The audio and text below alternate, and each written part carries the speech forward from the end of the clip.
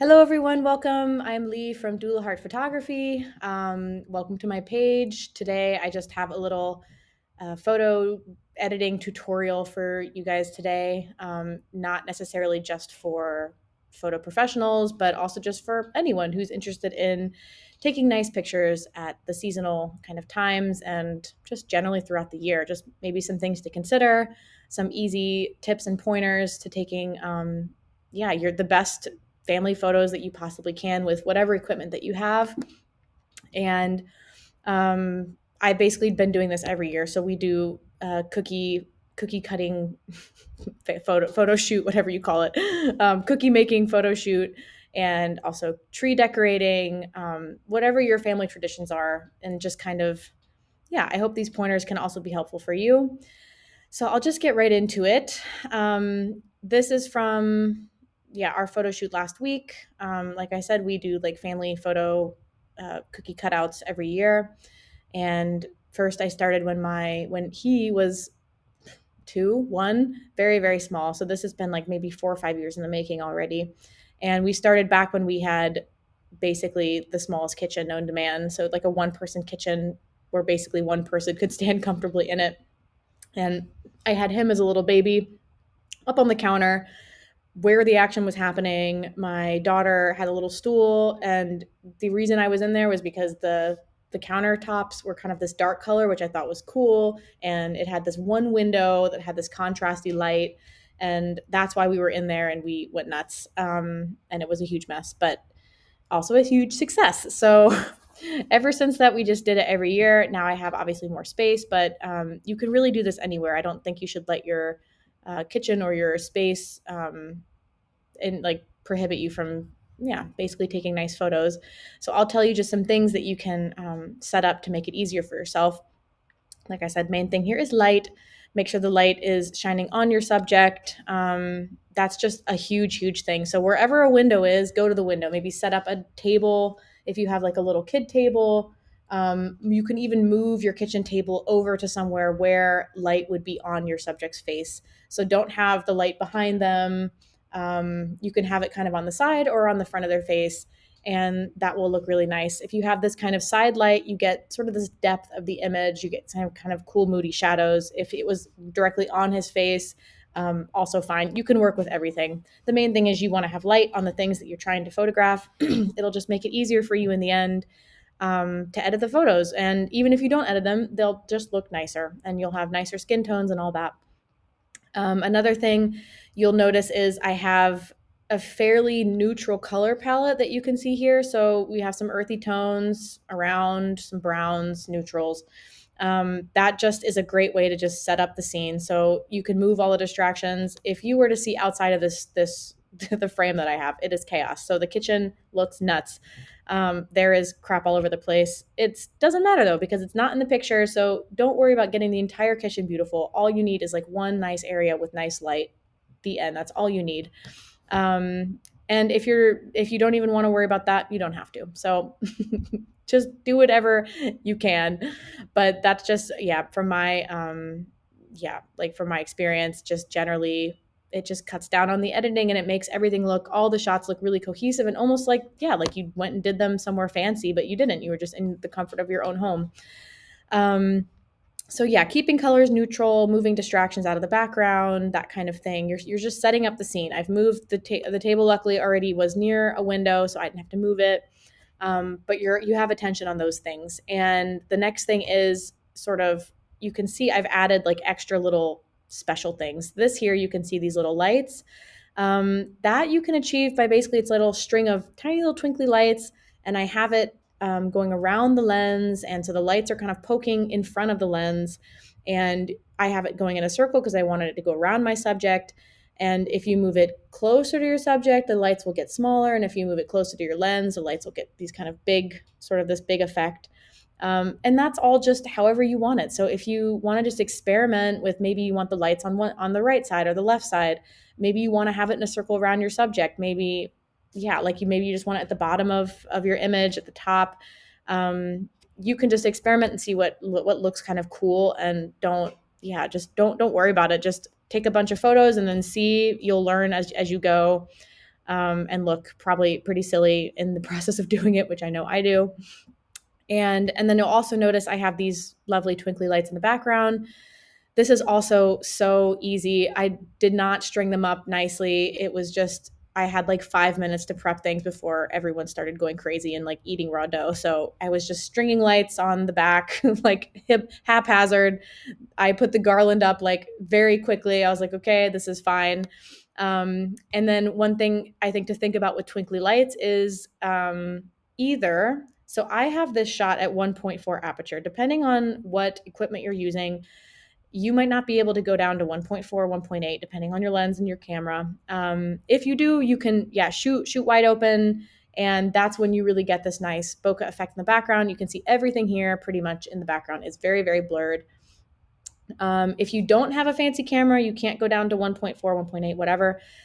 What you can do to get that same effect is to move your subject farther away from the lights. So don't have them close to the background. He's actually sitting really close to this background, which is why I had to shoot it so wide open. But if I couldn't, for whatever reason, I would probably just move the subject farther away from the lights, and then you'll still get that twinkly effect in the background. So that's just one thing to think about. Don't go too crazy about making sure the lights are exactly where they should be. I think the main thing is you have the atmospheric effect there. You kind of feel it, that nice Christmassy feeling. Okay, so let's move over to editing. If you have Lightroom, I'm going to just go through this pretty easily. I'll try to throw in a few terms that I think you can still do some edits on your phone and different editing apps. But I also think you can download small presets on your phone. I'm not totally positive about that, but I think there is a way to get presets onto your phone if that's what you're using. But what I'm using today is Lightroom, and my favorite for these types of photos, my favorite preset is the small preset by Sven Oh boy, Malo. Low. I cannot say his last name. I apologize, Sven. But yeah, I love small presets, and they are so helpful for me in these kind of just this sort of lighting situation. If I've got everything kind of set up the way that I want, and you also get to know your presets, so don't necessarily download presets and go, oh my gosh, these don't work for me, the colors don't work, da da da. You learn to shoot different for different presets, and you can also of course make your own preset. This is, I think, but just starting out, it was helpful for me to kind of get a few different preset options and then really look like, what is my style, what do I like. I always tweak them, so it's never going to be like you get a photo, you click it, and you're like, done. That does not look great, it looks struggling. So I would not leave it like that anyway. But it kind of helps you to get this sort of the style that you want. This is a very filmy looking preset. It's got grain. My style is a little bit less grainy, a little bit less filmy. I like a little bit brighter colors, so I tend to not desaturate any anyway. But so I basically have my own preset that I based off of the small preset, which is very, very, very similar to the small preset, but it just shifts the things I already know that I'm going to shift. And just kind of, yeah, like cuts time. So you can work with different presets and just shift them a little bit, make them work for you. Just experiment, try in different lights, see what works better. And it's all just like a really fun learning thing. It's like you're just kind of finding your own artistic eye, basically. So here we have just the image. I'm already going to go ahead and say this is too warm. So I'm looking at skin tones here. Sometimes what helps me is to zoom in on the skin and go, what's going on here? Is this orange or is this normal? Does this look like a normal person? And then adjust accordingly. Also the tint, you might want to move it down a little bit. Just again, this is so off of an individual taste. You can do whatever you want. But what I'm thinking about here is like the blacks were pretty low. So I basically lost all of the detail in the garland. I don't see what's going on there. So I just wanted to pull up the blacks just slightly so I can kind of see a little bit what's going on back there. I'm going to just crop it in slightly here because there's just wasted space over there. Nothing's really going on. And just bring it in a little bit tighter to my boy. I already have a tiny vignette on it, but just messing around. You can see I've done basically so little there. The one thing that's still bothering me about this image is you can see this kind of blue tone here on his shirt. That is also an easy fix. You can go to saturation, pull down the blue all the way, because again, I'm just showing you where the blue is. If somebody was wearing blue in this image, you couldn't just pull it all the way down because you would lose the blue in the entire picture. But that is the only place that I had blue. So I can pull that all the way down to minus 100. And that more or less gets you, yeah, it gets rid of all your blues and your funny little cool tones in the photo. Another way to do that, if for instance you have another person here sitting with like a blue top that obviously you can't just pull that all the way down, you can use your brush and just desaturate. So you have your saturation here, you can pull down to whatever and just paint on a little bit of desaturation. That might already do the trick. You can kind of adjust it here, see, maybe go down to 20, 10, 15, who knows, but and then kind of see if that might work. But I likely don't need that for this image because there's no other blue. um, and yeah, and that's really all I would do. Again, I just wanted to start with like a really, really simple photo today. I didn't want to go into any complicated editing. But the other thing I can share, at least for Lightroom users, would be just syncing. So if you have, for instance, all these photos were taken in the exact same area. They were all taken at this table in this light. Of course, the light shifted from, we did this over an hour between the time I started to the time I finished. I was messing. I have like the bright sun coming in through this window here. So I had the curtain closed in the beginning, and then when the sun was down, I had it opened.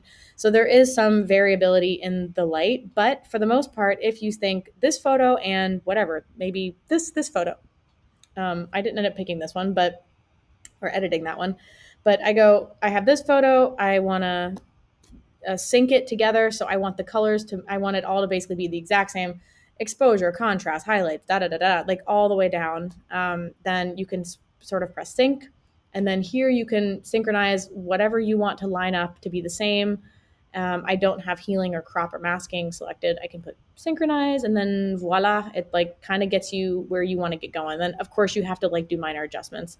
I don't know. I didn't pick this photo for a couple of reasons, but anyway. But this one also, I did end up editing. I think I just again synchronized the two photos. Then the white balance is the same. The exposure is the same. If you pretty much shot all of it similar, these were, I didn't edit these either, but like as another example, you can here sync, boop to doop, and that already gets it kind of where you need it to be. Obviously, I'm shooting from a different perspective here. You can also see the change of the bokeh in the background. So I'm farther away now from these lights because I'm all the way over on this side of the table. So you can already see the effect is just like very pretty, beautiful. I need to probably go back and edit more of these. I'm just like forgetting about some of these. I'm like, that's really cute actually. But anyway, yeah, so you can already see the difference here. You can just make all the photos cohesive. And I think just something small to start playing around with, play with the temperature and the tint. Like these are two things I think that can be tricky to learn, but just experiment, move around with them, make sure that they're properly exposed. You can play around with the contrast. And if you have these like editing programs on your phone, just mess around. I think just like see what's my style, download maybe some presets, see what it does for you.